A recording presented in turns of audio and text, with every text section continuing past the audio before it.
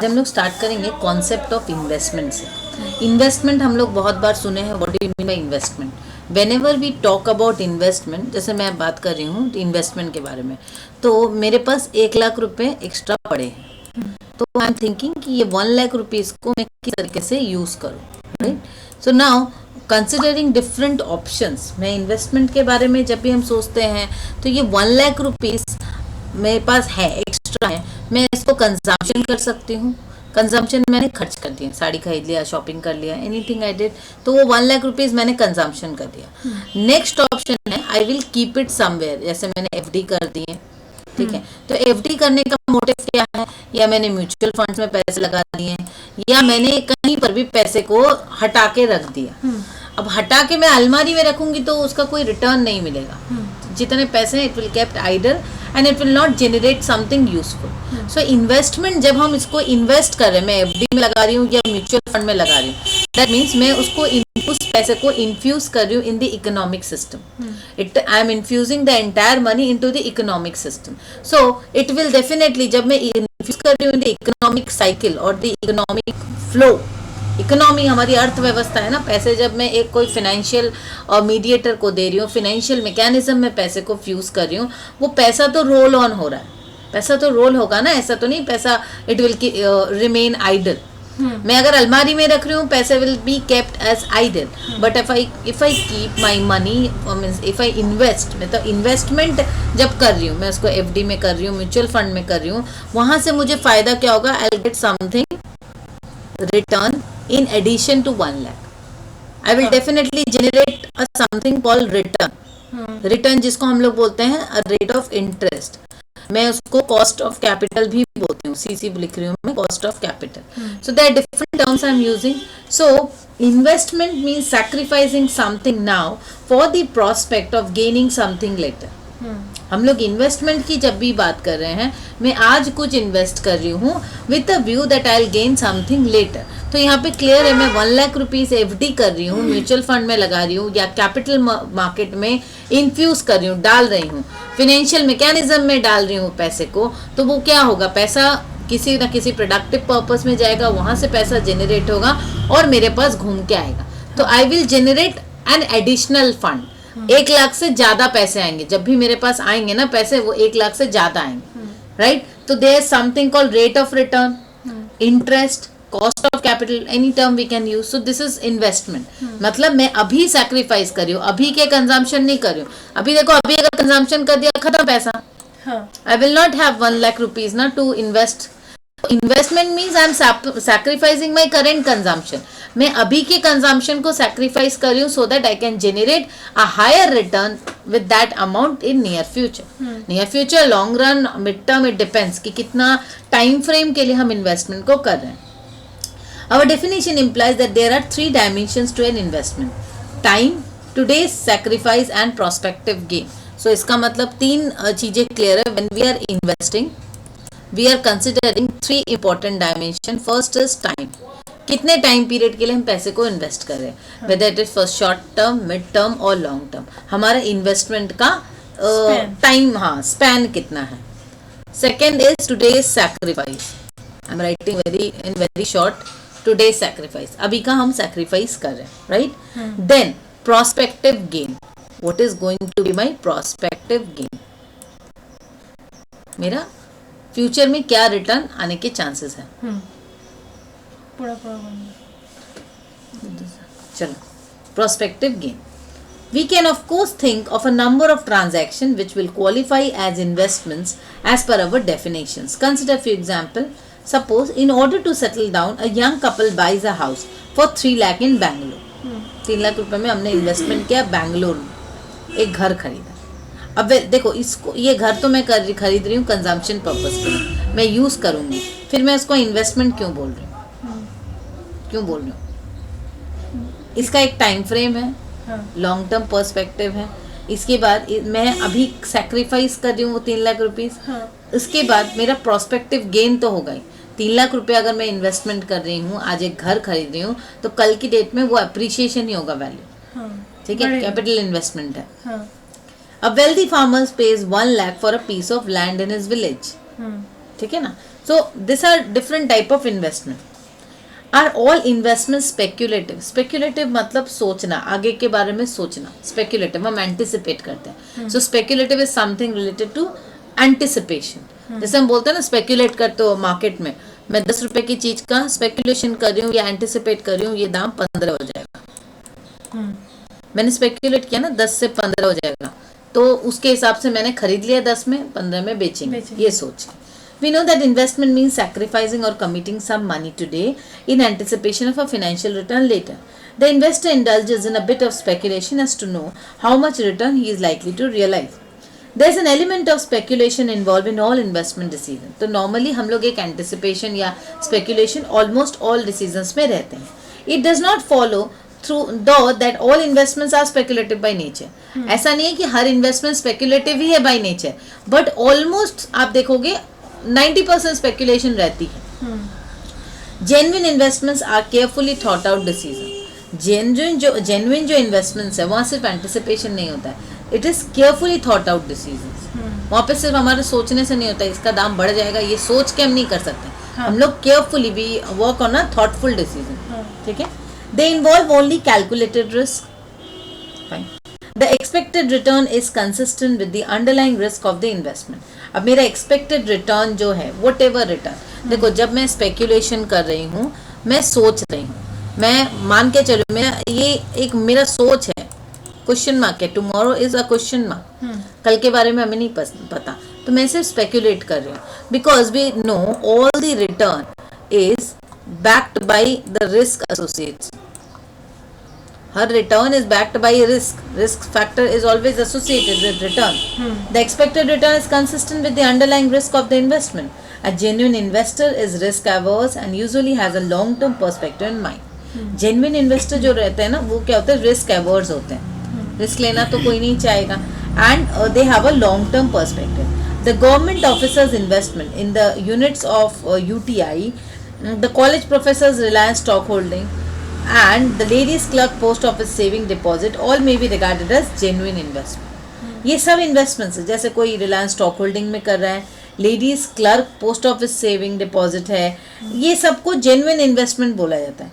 Each person seems to have made carefully thought out decision which has been taken calculated risk.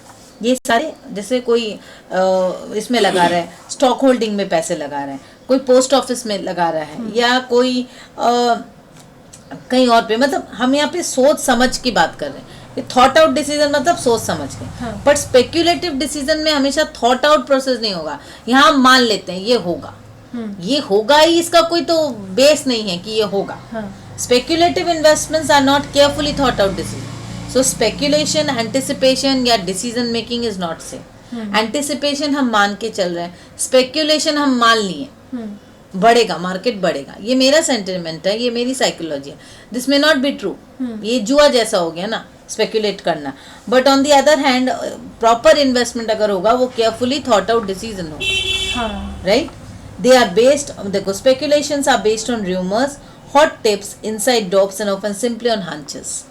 The risk assumed is disproportionate to the expected return from speculation.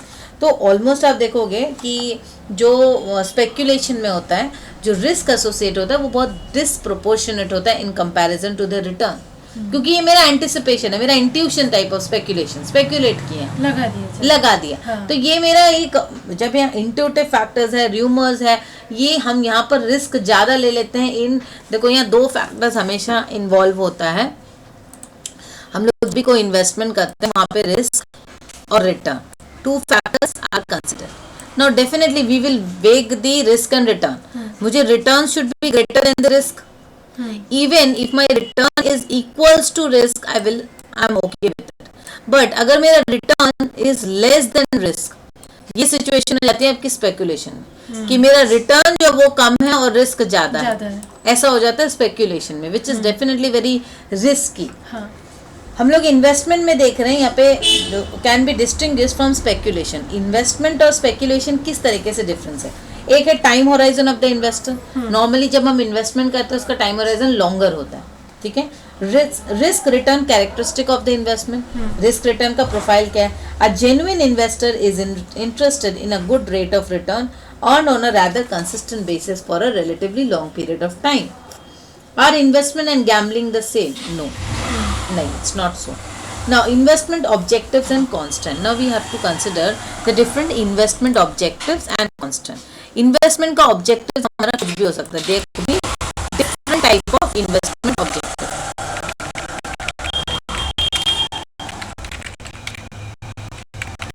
मेरे investment objectives क्या क्या हो सकते हैं? Rationally stating, all personal investing is designed in order to achieve a goal which may be tangible और intangible. जो हमारा investment objective है, हर का अपना अपना एक goal होता है. Suppose goals can be classified into various types based on the way investor approach them. First, near term high priority goal. एक हो सकता है near term. Yes.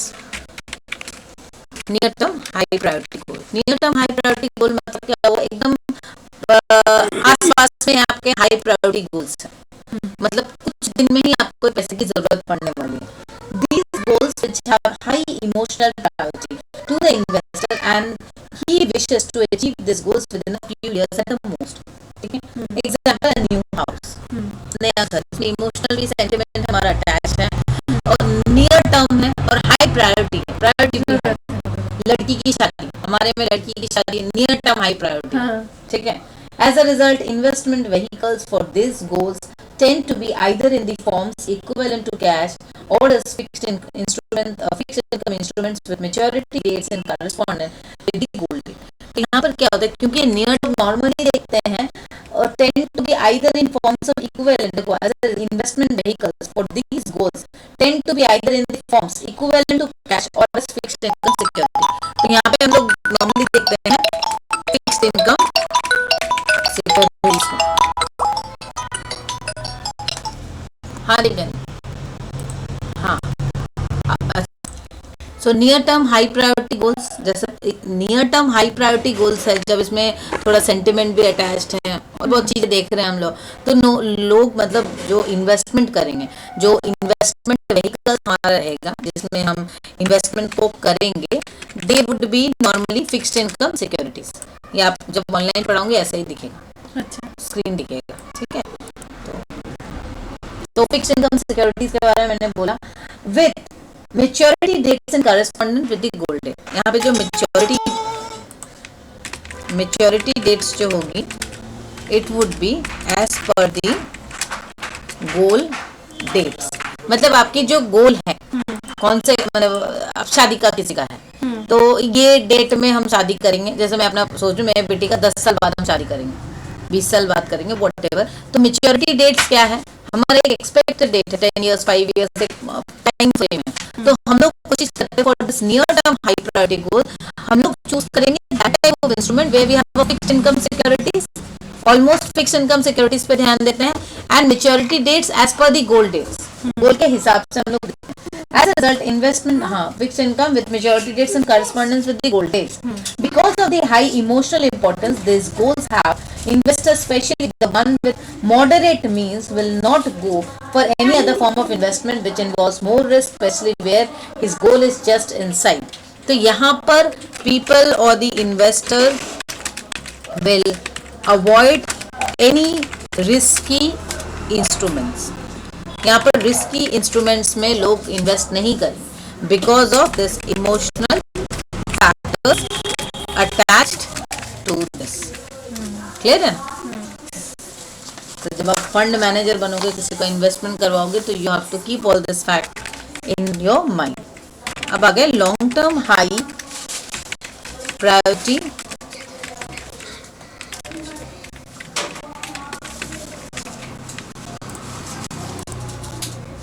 Next is long term high priority goal. मतलब ये जैसे हमने near term दिखा कि एक है नियर टर्म हाई प्रायोरिटी गोल जो एकदम पास में ही आने वाला है, इस तरीके का. नेक्स्ट है long term high priority goal. ये भी हाई प्रायोरिटी में but long term. For most people this goal is an indication of their need for financial independence at a point some years ahead in the future. Example, financial independence at the time of retirement, or starting a fund for the higher education of a 3-year-old child. Normally, we find this either because of personal preference or because the discounted present value is large in relation to their resources. The time of realization for such goal is set around 60 years of age for people of moderate means. Approximately मैंने long term priority goals है, मतलब कि ये long term में ही हम सोच के चल रहे हैं. Need for financial independence, mainly यहाँ पे हम लोग फाइनेंशियल इंडिपेंडेंस की बात करते हैं. स्पेलिंग को मत देखना मेरा, इंडिपेंडेंस, ठीक है. आप समझ सकते हो रिटायरमेंट एक फैक्टर है, ठीक है. आफ्टर 60 इयर्स इस तरीके का हुआ. Okay, because of the long-term nature of such goal, there is not a tendency to adopt more aggressive investment approaches, except perhaps in the last 5 to 10 years before retirement. Even then, investors usually prefer a diversified approach using different classes of assets. देखो, ये long-term nature है. There is not a tendency to adopt more aggressive investment approaches. That means aggressive investment opportunities are avoided here, क्योंकि ये long term है. Because of its long term nature, हम aggressive मतलब क्या हुआ, मैं एकदम huge amount of return earn करना चाहता हूँ, I can take high amount of risk. तो क्योंकि लॉन्ग टर्म है तो अग्रेसिव इन्वेस्टमेंट अपॉर्चुनिटीज को यहाँ पे अवॉइड करते हैं. Even if it is second, देखो दिया है, even if it is more aggressive except perhaps in the last 5 to 10 years. मतलब लास्ट जब आपके रिटायरमेंट के 5 to 10 years आपके बचते हैं, that time you might go aggressive still उस टाइम, क्योंकि अब तो टाइम नहीं है. अब देखो, जैसे मैं अगर प्लानिंग करती हूँ, जैसे तुम अब प्लान करती हो, अभी से तुम अपने रिटायरमेंट के लिए प्लान करोगी तो इट विल बी नॉर्मल, मतलब ठीक ठाक से प्लान करो, छोटा मोटा अमाउंट आराम से चल रहा है धीरे धीरे. मैं भी अभी करूंगी तो नॉर्मली, हमको ज्यादा रिस्क लेने का जरूरत नहीं ज्यादा रिटर्न के लिए, ठीक है. बट एंड में कर रही हैं एकदम, तो वो एग्रेसिव होता है स्टिल, क्योंकि ये लॉन्ग टर्म है. Usually investors usually prefer a diversified approach using different class of good. मतलब इवन एट द एंड जो इन्वेस्ट करते हैं at the last 5 to 10 years, aggressive हो भी अगर थोड़ा मोड़ा, मॉडरेट, ये भी ज्यादा नहीं होगा, it will also go till the moderate aggressive level. Aggressive होगा till people will look for diversified group of assets. Diversified group of assets होगा and diversified approach, and diversified approach, ठीक है. ये वो लॉन्ग टर्म. अब आया, ये मेरे सारे हाई प्रायोरिटी गोल्स के बारे में बताया मैंने, फिर मैं बता रही हूँ लो प्रायोरिटी गोल्स. अब लो प्रायोरिटी मतलब गोल्स तो है, घूमने जाना है, फॉरेन टूर के लिए जाना है. Slow priority, these goals are much lower down in the scale of priority and are not particularly painful if not achieved. अगर ये अचीव नहीं भी होता तो it's not that painful. For people with moderate to substantial wealth, this could range from a world tour to donating funds for charity. Anything low priority goals है, लेकिन है life में प्रायोरिटी है वर्ल्ड टूर की भी, donation के लिए भी.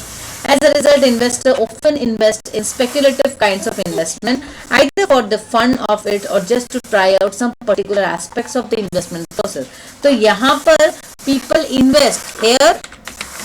invest in speculative funds because हमारी प्रायोरिटी इतनी हाई नहीं है कि रिस्क एसोसिएटेड है. तो it's just to understand particular aspects of. हाँ नहीं बेटा, जॉब पर जाओ, ठीक है. ये हो गया लो प्रायोरिटी गोल्स. अब बात है एंटरप्रेन्योर और मनी मेकिंग गोल्स. ये तो क्लियर है. एंटरप्रेन्योर जो जैसे तुम्हारा है, तुम पैसे कमाना क्यों है तुमको, because you wanted to be an entrepreneur. क्या कर रही हूँ मैं,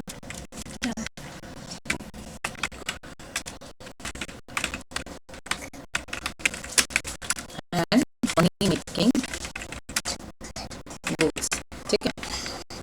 These goals pertain to individuals who want to maximize wealth and who are not satisfied by the conventional saving and investing approach, ठीक है. These investors usually put all the spare money they have into stocks, preferably of the company in which they are working or owning and leave it there until it reaches some level which either the individual believes is enough or is scared of losing that has been built up over. Even then, the process of diversification and building up a conventional portfolio usually takes him long time, involving a series of opportunity and sell spread over many years. Entrepreneur और money making वाला जो concept है ये normally लोग जिसका wealth है या wealthy होना चाहते हैं, इस तरीके का कॉन्सेप्ट है, उन लोग इसको करना चाहते हैं and they try to use their spare money. Extra पैसे हैं, स्पेयर मनी जो है उसको इन्वेस्टमेंट करते हैं, investment into some stock and normally it is very long term. ये बिल्कुल लॉन्ग टर्म के लिए होता है, छोड़ देते हैं उसमें पैसे, इस तरीके का. ठीक है. Now next, this way the investment, this way few investment objectives. इसके बाद आता है आपका, अच्छा मुझे इसको सेव करना पड़ेगा, save it in some PPT.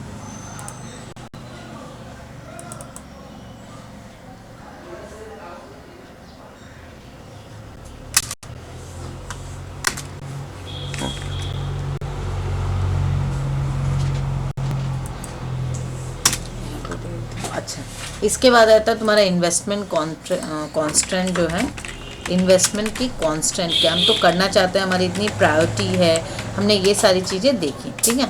But investment करते वक्त देयर सम कॉन्स्टेंट्स. ऐसा तो नहीं कि बस हम कर ली, सोच ली. लिक्विडिटी, मेरे पास फंड कितनी अवेलेबिलिटी है. एज मैटर करेगा. 60 ईयर्स के एज में जाकर मैं लॉन्ग टर्म प्रायोरिटी गोल से नहीं कर सकती. Need for regular income.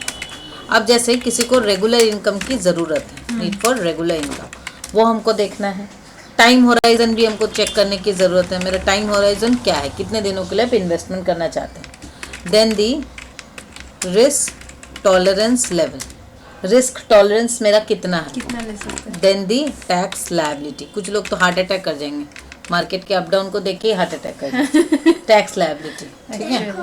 The challenge, मैंने खुद ने छोटा सा इन्वेस्टमेंट डेरिवेटिव में किया था, 15,000 का नुकसान हो गया. मैं बोली भाग, मैं नहीं करूँगा इसमें इन्वेस्टमेंट मुझे नहीं करना. तो मैं I am very risk averse person, तो मुझे बिल्कुल भी इस वजह से मैं नहीं पसंद करती हूँ. और कुछ नहीं, मेरे पापा बहुत रिस्क अग्रेसिव हैं. Okay. और मैं एकदम रिस्क अवर्स. Okay. मतलब we both are very different. तो हम कभी करते हैं, अभी नहीं करते हैं, अभी टाइम नहीं मिलता है, नहीं तो मौका मिले तो करने के लिए एकदम परेशान रहे. मतलब मेरे पापा अच्छा इन्वेस्टर ट्रेडर सब थे एक टाइम पे. अच्छा.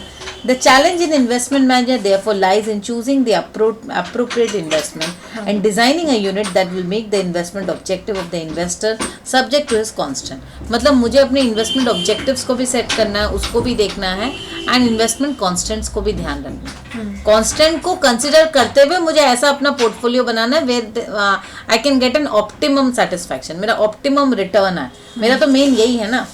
Now we have different type of investment. Investment देखो कितने तरीके का है. एक हो गया इन्वेस्टमेंट में फिनेंशियल इन्वेस्टमेंट, एक है रियल इन्वेस्टमेंट. जब हम इन्वेस्टमेंट की बात करते हैं, when we classify investment, this is just for you, I am doing this, नहीं तो मुझे इतना ज़रूरत नहीं था करने का. एक हो गई आपकी फिनेंशियल इन्वेस्टमेंट. ठीक है ना. फिनेंशियल इन्वेस्टमेंट मतलब जो हम फिनेंशियल इंस्ट्रूमेंट्स वगैरह पे इन्वेस्ट करें उसको बोलते हैं financial investment. This is not real, real नहीं है, फिनेंशियल है. अच्छा. तुम एक म्यूचुअल फंड कर रही हो, इसमें कोई तुमको मतलब क्या बोलते हैं, एक होता है फिजिकल या रियल इन्वेस्टमेंट, तुम जमीन खरीद रहे हो, रियल एक सामान है. ठीक है. बट जब फिनेंशियल शेयर हम खरीद रहे हैं, तो शेयर खरीद रहे हैं तो कुछ सामान नहीं आ रहा है. हाँ. पहले तो फिर भी स्टॉक सर्टिफिकेट आते थे, अभी तो ऑनलाइन में यूनिट्स परचेज हो रहे हैं. तो physically I can not find it और touch it, it's not tangible. है एक इन्वेस्टमेंट हो रहा है, इन्वेस्टमेंट में आपका रिटर्न बढ़ रहा है and all those things. So financial investment में दो चीज होती है, एक होती है फिक्स्ड इनकम इन्वेस्टमेंट. ठीक है. और दूसरा है variable income investment. Financial investment हो रियांसी पढ़ा रहे ना, जाओ ऊपर जाओ बेटा, डिस्टर्ब हो रहा है, दीदी कितना दूर से आई है, जाओ। हमारा मतलब दो तरह की इन्वेस्टमेंट है, एक है रियल इन्वेस्टमेंट, एक है financial investment. Financial investment means we are investing in some financial instrument, we are purchasing some financial assets और समथिंग, ठीक है, विच इज नॉट टैंजिबल, वो हम लोग देख नहीं, छू नहीं सकते हैं ऐसा कुछ, हम लोग का सिर्फ इन्वेस्टमेंट पैसा बढ़ रहा है उसमें, वो हो गया फाइनेंशियल इन्वेस्टमेंट। और रियल जब हम इन्वेस्टमेंट की बात करते हैं तो रियल इन्वेस्टमेंट क्या होता है, जमीन खरीद रहे हैं हम लोग, कैपिटल इन्वेस्टमेंट कहीं भी कर रहे हैं, जमीन खरीदो, बिल्डिंग खरीदो, whatever, this are real investment. अभी फाइनेंशियल इन्वेस्टमेंट दो तरह का होता है, एक होता है फिक्स्ड इनकम इन्वेस्टमेंट, दूसरा है variable income investment. Fixed income मतलब when we are investing into anything fixed, जैसे एफडी करते हैं तो वहाँ पे फिक्स्ड है, इतना ही रिटर्न आना है, फिक्स्ड है। Variable income it can very, capital market, mutual fund हो गया, सिक्योरिटी मार्केट हो गया, ठीक है ना। Security forms of financial investment, सबसे पहली चीज आ जाती है आपके security forms of financial investment, जो तुम कर रही हो या करती हो, वही सबसे पहला तुम्हारा वही आ गया, security forms of financial instruments, right. Now we know that the recipient of money in a financial investment issues a document or a piece of paper to the investor, supplier of money, evidencing the liability of the former to the latter to provide return. पहले ना ऐसे security certificate issue होता था। अच्छा। जैसे तुम मेरी company में, मैं अपना कंपनी का कैपिटल इशू कर रही हूँ मार्केट में, कैपिटल शेयर, कैपिटल इशू करना मतलब क्या, शेयर इशू कर रही हूँ, मैं अपनी कंपनी का शेयर इशू कर रही हूँ, मतलब मैं अपनी कंपनी का एक हिस्सेदारी इशू कर रही हूँ। शेयर क्यों इशू कर रही हूँ, आप लोगों से पैसे उठाने के लिए, in order to raise capital from the people. आप जो कैपिटल मार्केट में पैसे लगाते हो, इसका बेसिक फंड है, you become the investor of that company. तुम उतने यूनिट के लिए, 10 यूनिट हो, 15 यूनिट, तुम तो मालिक हो गई ना उस यूनिट के लिए, तो you are investing into that, ठीक है। तो वही चीज हो गई यहाँ पर। तो मतलब पहले क्या, ये जो तुमने मेरे कंपनी में पैसे लगाए, तो उसके लिए मुझे तो कुछ सर्टिफिकेट इशू करना पड़ेगा ना तुमको, वही चीज। These document also outline the right of the investor to certain prospect and or property and set the condition under which the investor can exercise his or her right. This document is variously called security certificate, note and so on. तो पहले क्या होता था, जो company होती थी, जिस company ने शेयर को इशू किया है in the capital market, fine, capital market में शेयर इशू किया ना, जब कैपिटल मार्केट में शेयर इशू कर रहे हैं तो company is the issuer, issuer need to issue the share, इसी को आईपीओ बोलते हैं। आईपीओ इनिशियल पब्लिक ऑफरिंग होता है, वो एकदम इनिशियली ऑफर होता है, मतलब फर्स्ट टाइम, उसको आईपीओ बोलते हैं। मतलब जैसे एक नई कंपनी है, फर्स्ट टाइम मार्केट में लॉन्च कर रही है, मतलब क्या बोलते हैं, मैं फर्स्ट टाइम अपने मार्केट में कैपिटल रेज करने के लिए मैं अपनी कंपनी के शेयर को इशू कर रही हूँ, सो this is called IPO, initial public offering.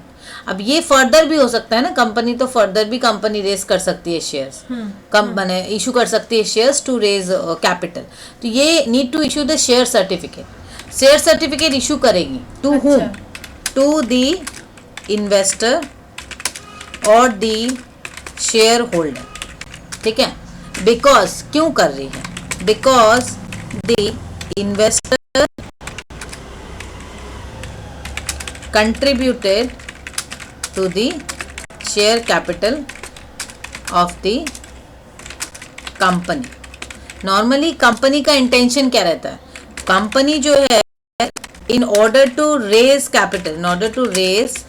capital from the public issues what, issues shares to the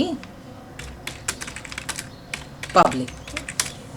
company क्या करे, कंपनी कैपिटल रेस करने के लिए ही तो मार्केट में शेयर्स छोड़ रही है। मुझे तुमसे पैसे चाहिए तो कैसे लूंगी मैं पैसा, either in terms of equity और इन टर्म्स ऑफ डेट।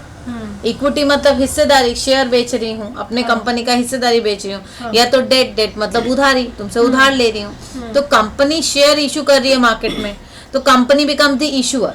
तो कंपनी को एक इशू करना होता था share certificate to the investor और द शेयर होल्डर, क्योंकि investor contributed to the share capital of the company.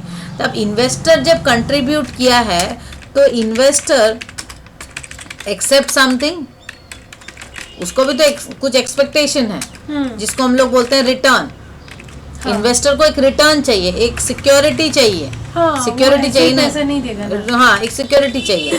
तो ये जो सिक्योरिटी क्लेम है हाँ। या इन्वेस्टर का जो क्लेम है, वो क्लेम हमारे शेयर सर्टिफिकेट में पहले इशू होता था। अभी तो देखो फिजिकल फॉर्म में नहीं है, ये शेयर सर्टिफिकेट पहले फिजिकल फॉर्म में होता था। It was use to be in physical form few years back. अभी क्या हो गया, ये सारी चीज़ें ऑनलाइन हो गई हैं, नो पेपर, पेपरलेस, इन डीमैट फॉर्म। जिसको ये जो फिजिकल सर्टिफिकेट्स हैं, इसको सारे को इसमें ले आया गया है ऑनलाइन फॉर्म में, जिसको हम लोग बोलते हैं the process was called as dematerialisation. Materialisation spelling तो बाबा ठीक है, डीमैटेरियलाइजेशन, ठीक है, डीमैट फॉर्म जिसको हम लोग बोलते हैं। हाँ। तो ये हो गया।